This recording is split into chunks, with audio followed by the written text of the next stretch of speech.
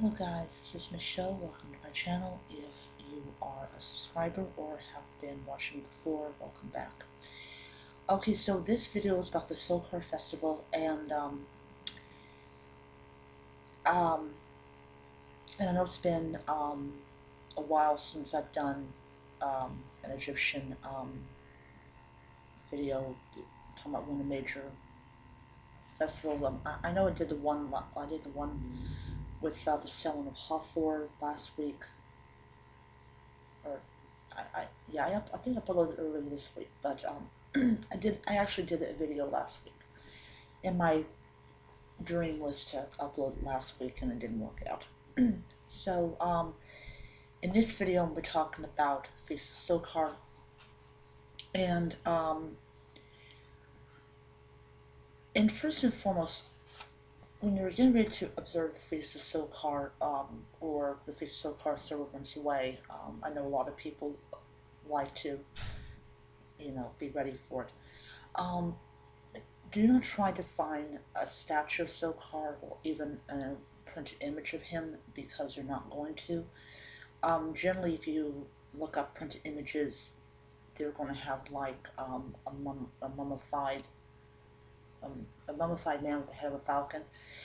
That's as close to Sokar as you're going to get.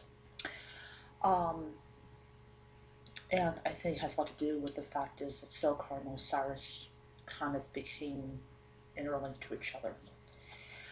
Alright, so once again, from the book, and I will be doing a book review for this book, so don't worry. She actually includes the Feast of Sokar ritual in the book.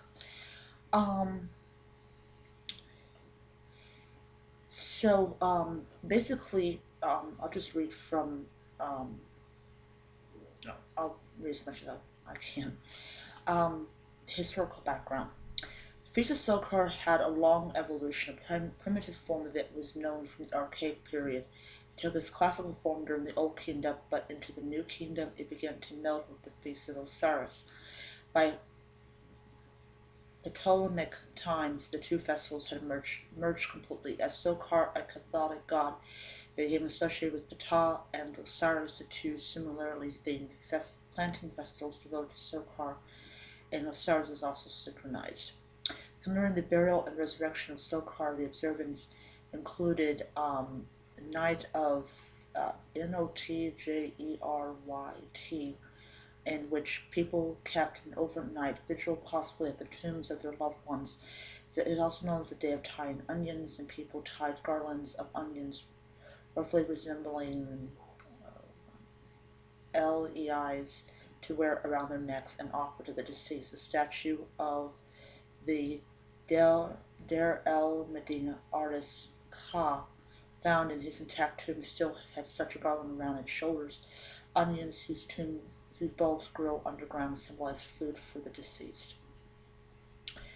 Okay, so I'm going to stop there.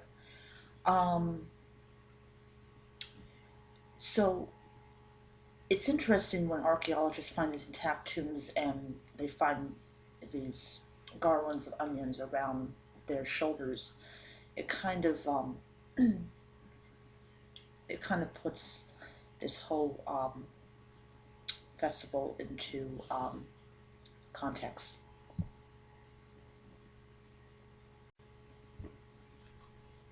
All right.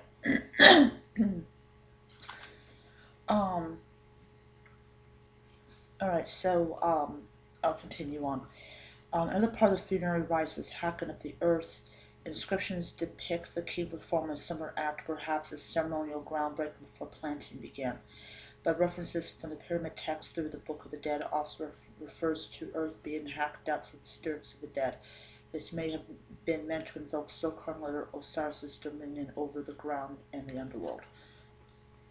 Elite men of the king's court vied for the privilege of participating in processions that took place around the walls of the city, either Memphis or north, or the Akhmenu at Karnak in the south. The The statues of Hathor, Wajet, um, I cannot pronounce it.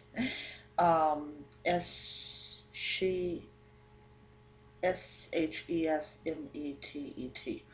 Bastet and Sekhmet, as well as heraldic standards, all took part. But the highlight of the procession was Sokar in his Hindu bark, an elaborately stylized boat ornamented with an antelope head and mounted on a sledge. It carries Sokar's icon statue in the shape of a mummified falcon, known as going around the walls. The procession heralds Sokar's triumphal resurrection. Musicians, singers, and priests, including the courtiers, successfully wrangled a position at the festival, since and poured libation before Sokar's Hindu bark. Participants in the procession shouted, "Victory, victory, O sovereign." Ooh, that was big. Um, Modern observances, the Feast of Sokar, like the Osiris mystery, focuses on honoring the dead. Sokar observance has an added benefit of devotees of Seth, since it does not involve bell references to Osiris's murder. Followers of Seth can observe Sokar's feast night without contracting the veneration of their patron. Okay. Um, and What I do on my blog is on my WordPress blog, because I opened up an identical, well, nearly an identical WordPress blog. I've actually put the like what you need and everything on there, so that if you want to go on there, and I'll give you guys a link down below. Um, I have a It's like a little script, a little lock, um, and you press it, and it will show you the pages that I have up. Click Egyptian rituals, and you will find information about what you need, and about the the actual um, ritual that I put up there. Um, so